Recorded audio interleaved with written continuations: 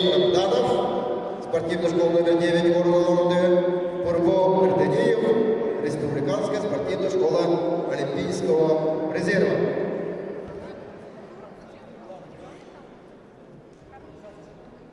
Борьба за первые места.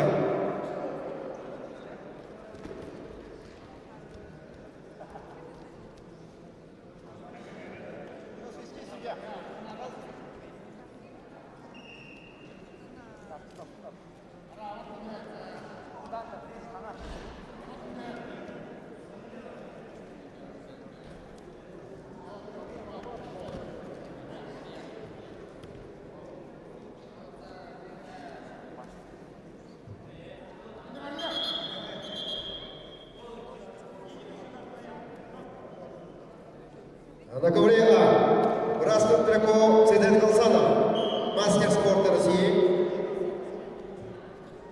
47 лет ему.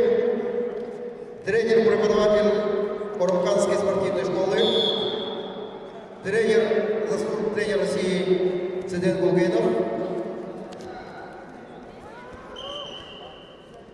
Его соперник Борис Имтрико также представляет команду Куруханского района. Он представляет дивизион Т, старше 50 лет, ему 52 года, Владимир Занданов.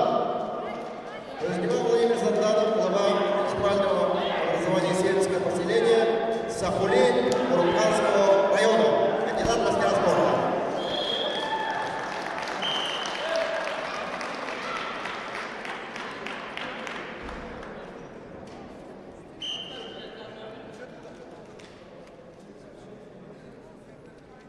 На ковре победу одержал Пурбо